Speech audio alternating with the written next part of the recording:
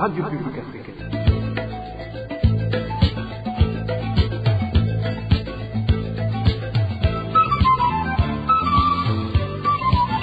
Radio Publique Africaine.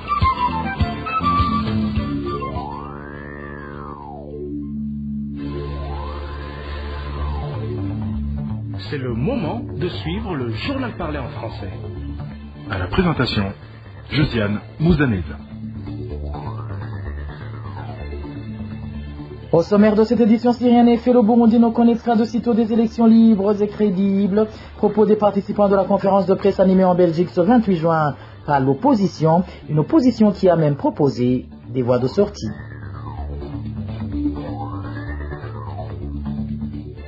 Neuf personnes assassinées, tel est le nombre de gens tués en province de Bubanza et rapporté à la RPA ces 6 derniers mois. Vous le suivrez dans ce journal. Dans ce journal, nous vous parlerons également de la NAGESA qui ne parvient toujours pas à honorer ses engagements vis-à-vis des cultivateurs du maïs. Voilà pour les grandes articulations. Bien le bonsoir chez vous, mesdames et messieurs. Tout de suite, le développement de ces titres.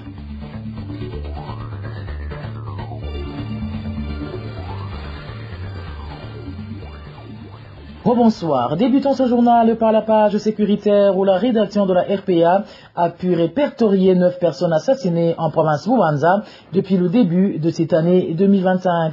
Certaines d'entre elles ont été tuées poignardées par des Imbonerakure et des policiers. Les détails avec Emmanuel Ndaishimi. Des cas de personnes assassinées ont été répertoriés par la RPA au mois de mai dans la province de Bubanza. Le premier cas est celui d'un homme d'Inodo Barasugwa, âgé de 55 ans. Il a été poignardé par des Imbonerakure connus sous le nom de Jean-Marie Nyongere de la colline Buhororo en commune Bubanza. Ce dernier a poignardé la victime lorsqu'elle lui demandait de lui rembourser une somme de 1000 francs qu'elle lui avait prêtée. La deuxième personne tuée au cours du mois de mai dernier dans cette province de Bubanza est un enfant âgé de 3 ans de la colline Gisovu, commune Bubanza. Il a été tué par sa mère qui l'a jeté dans la latrine. Sa mère s'est expliqué qu'il commit cet homicide parce que le père de cet enfant a refusé de l'aider. Toujours dans cette province de Bubanza, au cours du mois d'avril dernier, la RPA a pu répertorier 6 personnes tuées. Parmi elles, il y a des policiers respectivement connus sous le nom d'Eji de Bashiraïchize alias Vubi et Bizimana Jean-Claude surnommé Kirenge. Ce cas d'assassinat a eu lieu dans un cabaret appelé New Star situé au chef-lieu de la province Bubanza lorsque le policier du nom de Bizimana Jean-Claude surnommé Kirenge est allé dans ce cabaret. Il a vu son collègue policier du nom d'Eji de Bashiraïchize surnommé Vubi qui était en train de partager un boisseau avec sa bien-aimée du nom de Léa Manirakiza. Le policier Bizimana Jean-Claude surnommé Kirenge n'a pas toléré cela. Pris par le colère, il a pris un pistolet et a fusillé son collègue et sa bien-aimée du nom de Léa Manirakiza et puis il s'est de son tour tiré dessus par son pistolet. Ces 2 policiers étaient chargés de la sécurité du commissaire provincial de la police à Bubanza. Une autre personne tuée le mois d'avril dernier dans la province de Bubanza est une personne qui a été tué à l'aide de machettes par la population lorsqu'il était en train de voler au domicile d'une femme du nom de Violette Sibomana. C'était sur la colline Kanububu en commune Bubanza. Au mois de mars pendant cette année de 2025, la RPA a pu répertorier une personne tuée à Bubanza. Il s'agit d'un prénommé Shadrach Ndaizeye de la colline Muyangi en commune Bubanza. Il était âgé de 25 ans. Il a été poignardé au niveau de la poitrine par son frère lorsqu'il se disputait pour une dette de 2000 francs. L'auteur du crime a été arrêté par la police. Merci à toi Emmanuel Ndaishimi. En page politique avec les élections du 5 juin 2025, le CNDD-FDD a démontré qu'il veut se maintenir au pouvoir en écartant les autres formations politiques. Propos de la Sephora Roucha, c'était lors de la conférence de presse organisée par la coalition de l'opposition en exil ce 28 juin à Bruxelles. Frédéric Mambouguignon-Villa a souligné que la question ethnique devra être débattue et résolue au sein même du parti CNDD-FDD suivi. Mais le CNDD-FDD est arrivé à vider la Sephora Roucha de sa substance en privilégiant les solutions ethniques à l'intérieur du parti unique et écarter à jamais l'approche politique de solutions via les partis politiques où s'exprime la diversité d'idées et de pensées. En fait, qu'est-ce que cela signifie? Je tire la conclusion. Avec les élections de 5 juin 2025, le CNDD-FDD montre qu'il veut rester au pouvoir en faisant taire toutes les autres formations politiques. La lutte de classe politique se renforce en refusant à tout prix l'alternance politique au sein des institutions.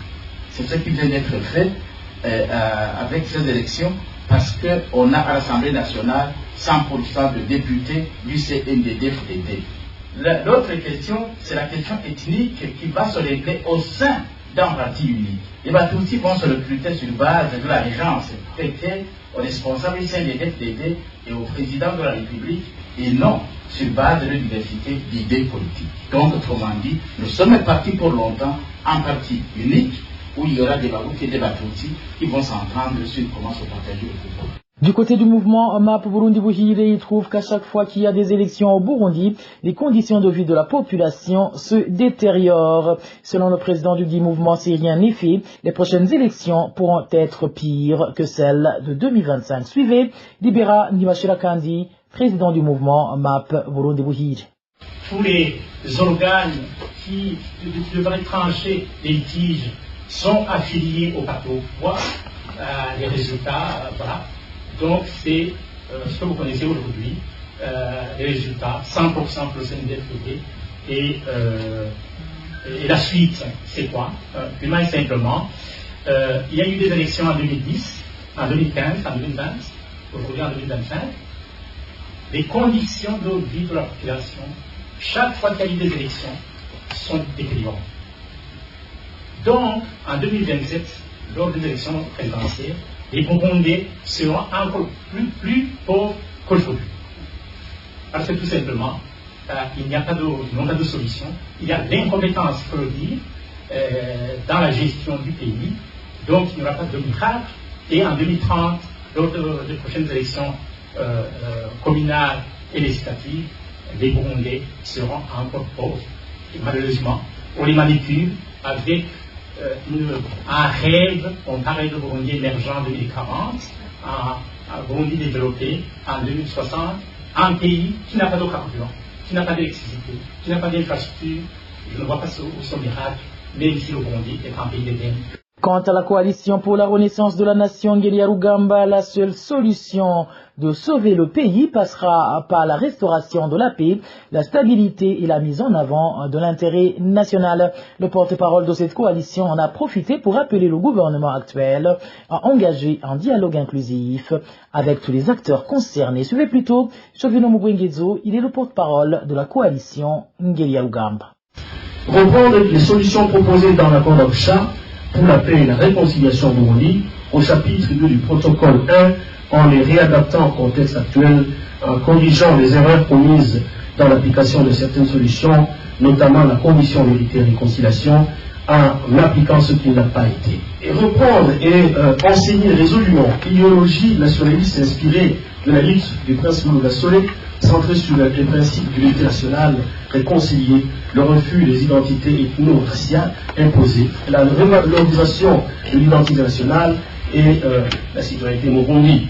Engager un dialogue inclusif entre les forces vives de la nation, indépendamment de leur appartenance politique, en vue de discuter et adopter une plateforme politique permettant de restaurer l'état de droit ou restaurer l'état tout court. Ce dialogue inclurait aussi bien les acteurs politiques, les représentants de la société civile, les médias, les femmes, les jeunes, les associations diverses.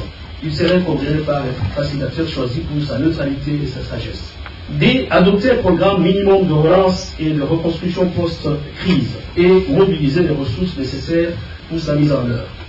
Rappelons par ailleurs qu'un arrêt de la Cour de justice de l'EAC a conclu sur l'illégalité du troisième mandat de Pierre Nkurunziza et donc du système actuel qui en est conséquent, pour œuvrer à rendre au peuple burundi la dignité qu'il mérite. Je vous le disais en titre, le deuxième rendez-vous donné par le ministre ayant l'agriculture dans ses attributions concernant la campagne d'achat du maïs bat toujours de l'aile.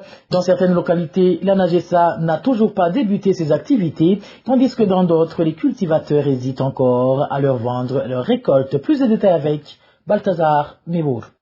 À Ruigi, les habitants contactés par la RPA affirment qu'aucune activité n'a encore commencé, alors que le ministre de l'Agriculture et de l'Élevage, Prosper Dodico, avait indiqué que la campagne d'achat du maïs devait débuter le 26 juillet 2025. Selon eux, les producteurs ne s'y présentent pas car il estime que vendre à la Naguessa revient à perdre leur récolte puisqu'on leur demande ensuite d'attendre le paiement du maïs qu'ils ont déjà livré. Il y a une difficulté. Celui qui vend le maïs doit se déplacer et attendre là où il le vend. Ils ont finalement choisi de vendre à 1400 francs le kilo en Tanzanie. Dans certaines communes des provinces de Bujumbura, Makamba et Karusi, la RPA a constaté la même absence d'activité. À Karusi, un habitant précise que celle des commerçants privés semble acheter le maïs en lieu et place des agents d'Oranagesa. Là-bas, aucun site n'a été ouvert. Même les hangars sont occupés par des chèvres. En réalité, ce sont les commerçants qui achètent le maïs. Ce sont des camions qui viennent le charger. La rédaction a tenté, sans succès, de joindre le ministre Prosper Dodico pour obtenir des précisions. Lors de son intervention devant les députés mercredi dernier, il avait expliqué que le retard du lancement initialement fixé au 16 juin était dû à un mouvement de grève des agents de la Naguessa qui réclamait une augmentation salariale. Il avait alors assuré que la campagne débuterait le 26 juin. Balthazar Mibur, en page éducation, la suggestion du président de l'Assemblée nationale, Gérard Ndabirabe, est de contraindre les élèves boursiers, y compris les médecins, à travailler pour leur pays pendant une période comprise entre 5 et 20 ans est inappropriée et oppressive. Propos de la Libidi, ancienne présidente de l'association Bafachemigé, ce syndicaliste qui suit de près le secteur éducatif du Burundi trouve qu'au lieu de s'en prendre à ses étudiants, le gouvernement devrait plutôt s'atteler à en trouver la cause afin d'y apporter des solutions. La décision que propose le président de l'Assemblée nationale pour retenir les étudiants qui auront bénéficié d'une bourse d'études et les maintenir de force au Burundi est une décision antidémocratique et même toxique. Et c'est une décision qui est un faux remède inapproprié pour un problème réel. Que les jeunes lauréats qui ont étudié à l'étranger ne parviennent pas à revenir au pays, c'est que le Burundi n'est pas un pays rassurant. C'est que le Burundi ne rassure pas les jeunes. Ces jeunes, une fois retournés au pays avec leur diplôme, ils n'ont pas d'emploi. Ceux qui reçoivent du travail ont un salaire très minime. Même ceux qui ont un salaire évoluent dans un contexte non rassurant. Un environnement très toxique au niveau sécuritaire, au niveau de la sécurité alimentaire, au niveau de la santé, au niveau de l'environnement, de l'épanouissement. Alors, quand un jeune rentre au pays sans pouvoir s'épanouir, il choisit les deux mots le moindre, évoluer en dehors du pays, mais vivre et retourner au pays comme visiteur. La conséquence de cette mesure, c'est que beaucoup de jeunes Burundais vont étudier, ils auront des connaissances, s'ils sont privés de leur titre académique, ils vont se convertir en d'autres métiers. Mais ils vont se convertir en d'autres métiers, mais aussi ils vont renoncer à ce pays qui les prive de leurs droits. Et là, l'autre conséquence, c'est que le Burundi va continuer à accumuler des jeunes lauréats qui retournent et qui ne reçoivent pas d'emploi. De jeunes mécontents et qui finalement ne remboursent rien de ce qu'ils ont pris. Ils disent qu'ils doivent revenir pour travailler, pour rendre service à l'État burundais. Mais combien de chômeurs avons-nous? Combien de diplômés qui ont étudié à l'étranger, qui ont étudié au Burundi, sont là à la recherche du travail? Là, c'est une très mauvaise décision qui a des conséquences néfastes. Et je recommanderais que, au lieu d'agir de cette manière, que le gouvernement du Burundi ne tienne pas compte de cette proposition du président du Parlement. Bouclons ce journal par cette page sportive où le Burundi serait sur le point d'accueillir des compétitions internationales. C'est du moins ce qu'a déclaré le président de la Fédération du football du Burundi.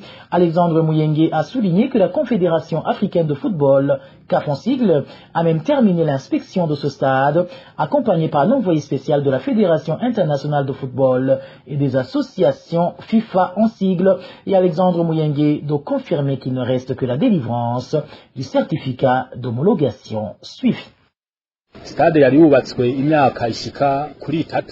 La construction du stade de Inouari a duré 3 ans. De nombreuses inspections ont été réalisées sur ce stade. À l'heure actuelle, je dirais qu'il s'agissait des dernières vérifications. Celles-ci ont été menées en 2 étapes. D'abord, la FIFA a dépêché un expert qui s'est concentré uniquement sur la pelouse synthétique. Ensuite, la Confédération africaine, la CAF, a envoyé un autre inspecteur pour procéder à son propre contrôle. L'émissaire de la CAF était chargé d'évaluer les infrastructures du stade, notamment les vestiaires et d'autres installations comme le tableau électronique d'affichage du score, afin de s'assurer qu'elles répondent aux normes exigées. Il tenait particulièrement à vérifier la présence d'espaces distincts réservés aux femmes et aux hommes. D'après son rapport, les bâtiments ne présentent aucune anomalie. Seuls certains équipements, comme les caméras de surveillance, restent à installer, ce qui sera fait très prochainement. Actuellement, la pelouse du stade est déjà homologuée. Ainsi, dans environ 15 jours, nous prévoyons d'installer tout le matériel nécessaire pour finaliser l'aménagement. Par la suite, le représentant de la CAF reviendra pour s'assurer que tout est bien mis en place. Ce même agent ne cesse de nous relancer pour savoir si l'installation est achevée afin qu'il puisse effectuer sa visite de validation. Je tiens à préciser que ce n'est pas la FIFA qui approuve l'homologation des stades, mais bien la CAF. J'ajoute également que si nous avions pu présenter à la CAF le matériel entreposé dans nos dépôts, elle aurait pu donner son aval pour l'ouverture du stade. Cela dit, rien n'est compromis puisque la CAF n'a émis aucune remarque négative, ce qui montre qu'elle a été satisfaite du stade. D'ailleurs, ce même stade que nous avons soumis à la CAF et qui accueillera les prochains matchs à venir. D'ailleurs, c'est ce même stade que nous avons soumis à la CAF et qui accueillera les prochains matchs à venir. Voilà ce que je souhaitais clarifier à la population. Et voilà, amis fidèles de la RPA, point final au journal en français de ce lundi 30 juin 2025. Merci pour votre aimable écoute. Merci également aux équipes rédactionnelles et techniques pour leur franche et parfaite collaboration. À la présentation de ce journal, vous étiez avec Josiane Muzaneza. Passez de bons moments chez vous. Au revoir.